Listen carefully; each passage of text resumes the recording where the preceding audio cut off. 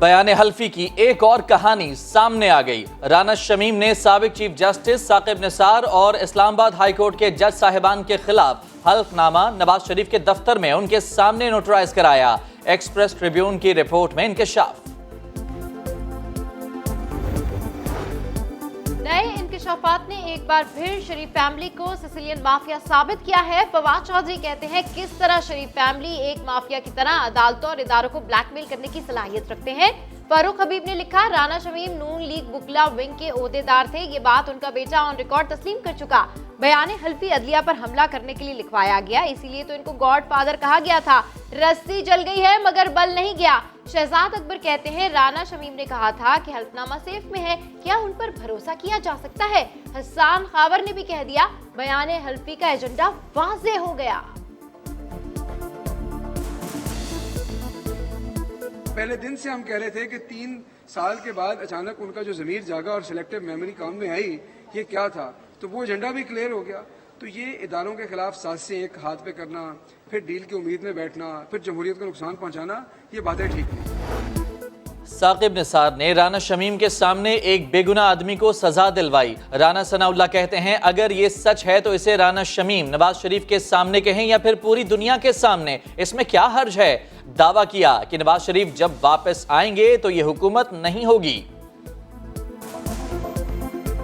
राना शमीम के पास अगर ये सच है कि उसकी मौजूदगी में उस वक्त के चीफ जस्टिस साकिब निसार ने एक ऐसा अमल किया जिसके नतीजे में मियां नवाज शरीफ को नाहक सजा दी गई, एक बेगुनाह आदमी को जो है वो गुनाहगार ठहराया गया, तो ये सच उसे नवाज शरीफ के सामने कहने या दुनिया के सामने कहने में क्या हार है? नवाज शरीफ साहब ने आना है तो जनाब मैं अपनी जेब से उनको टिकट ऑफ़र करता हूँ, आज कराची आएँ और एक 1 साइडेड टिकट भी अलाउ भी करता हूँ। इतना सारा ड्रामा करके आप बीमारी का गए, अल्लाह आपको सेहत दे। नवाज शरीफ ने आना है, शेख रशीद ने अपनी जेब से टिकट ऑफर कर दिया। कहा नवाज शरीफ बीमारी का ड्रामा करके बाहर गए।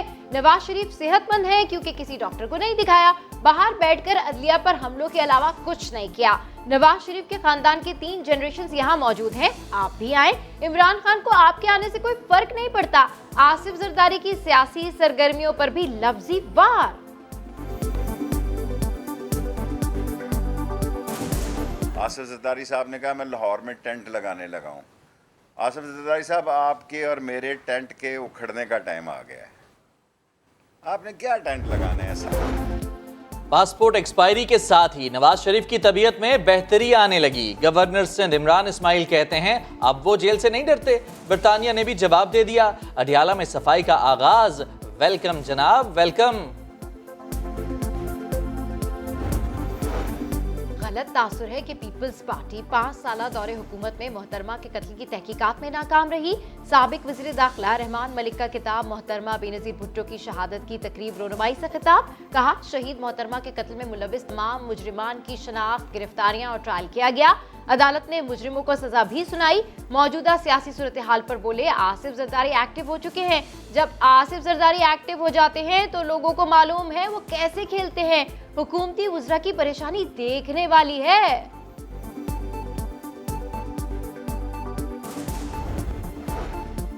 बलूचिस्तान में सर्दियों की पहली बर्फबारी हो गई। ज़ियारत और दीगर इलाकों में पारा -5 हो गया। लोग संडे को सुपर बनाने ज़ियारत पहुंच गए। डीसी ज़ियारत की हिदायत पर तमाम सरकारी गेस्ट हाउसेस खोल दिए गए। सवात की वादी मालम जब्बा में बर्फ गिर रही है। मुल्क भर से लोग मजे लेने पहुंचे हुए हैं। एबटाबाद, नथिया गली, अयूबिया, ठंडियानी में भी वक्फे से रुई के गाले गिर रहे हैं। दीर में बारिश और बर्फबारी के साथ ही गर्म कपड़े निकल आए। चपली कबाब की दुकानों पर लोग पहुंच गए।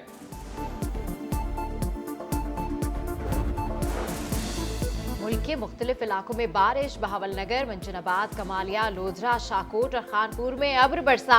पंजाब के मैदानी इलाकों में स्मोक का जोर कम हुआ। कराची में फुआर मौसम खुशगवार। मौसम का हाल बताने वाले कहते हैं मुल्क भर में बारिश और बर्फबारी का सिलसिला 2 रोज तक जारी रहेगा। 350 अरब रुपए से जायद की टैक्स छूट वापस लेने का मिनी बजट और स्टेट बैंक को बाइख्तियार बनाने का बिल आइंदा हफ्ते पार्लियामेंट में पेश करने की तैयारी। काबीना कमेटी बराए कानून साजी ने दोनों बिल क्लियर कर दिए। जायदाद का तनाज़ा निपटाने आई, जान से कीमत चुकाई। पाकिस्तानी निजाद अमरीकी खातून वजिया स्वाति के अगवा का ड्रॉप सीन, साबिक शोहर ने कत्ल किया। वालिद और मुलाजिम की मदद से लाश लकी मरवत में दफन कर दी। मुलजिम का दौरान हिरासत एतराफ़े जुर्म, मकतूला की पोस्टमार्टम रिपोर्ट का इंतजार। कराची में साबिक डायरेक्टर जिना अस्पताल सिमी जमाली के घर अंधी गोली आकर लगी। गोली छत को चीरती हुई आई और कार के पिछले हिस्से में लगी। डॉक्टर सिमी जमाली ने पुलिस को आगाह कर दिया।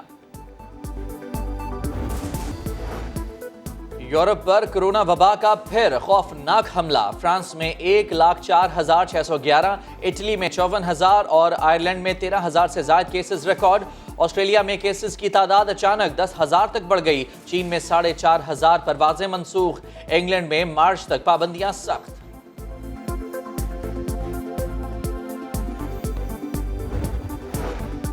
यूनान में गैर कानूनी तारकीन वतन की एक और कश्ती डूब गई। 30 अफराद हलाक। कोस्ट गार्ड ने 63 को बचा लिया।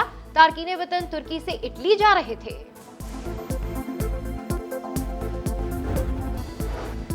इस साल पाकिस्तान से शिकस्त भारत का मुकद्दर ठहरी। सीनियर्स के बाद छोटे लड़कों ने जेर कर दिया। अंडर 19 एशिया कप में पाकिस्तान ने भारत को हरा दिया। आखिरी गेंद पर 2 रन दरकार थे। अहमद खान ने चौका लगाकर जीत भारत के हाथ से छीन ली। रमीज राजा की नौजवान खिलाड़ियों को शाबाश। शोएब अख्तर की वालदा इंतकाल कर गईं। साबिक फास्ट बॉलर ने ट्वीट पर अफसोसनाक खबर से आगाह किया। नमाज जनाजा बाद नमाज असर इस्लामाबाद सेक्टर H8 में अदा की जाएगी। अक्स से खुशबू हूँ, बिखरने से ना रोके कोई, और बिखर जाऊं तो मुझको न समेटे कोई। लहजे में मोहब्बत घोलकर जज्बात की खुशबू बिखेरने वाली परवीन शाकिर को हमसे बिछड़े 27 बरस बीत गए।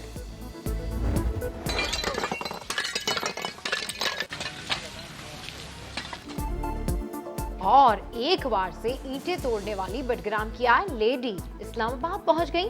नीलोफर ने हाथ से 1160 ईंटें तोड़ डाली।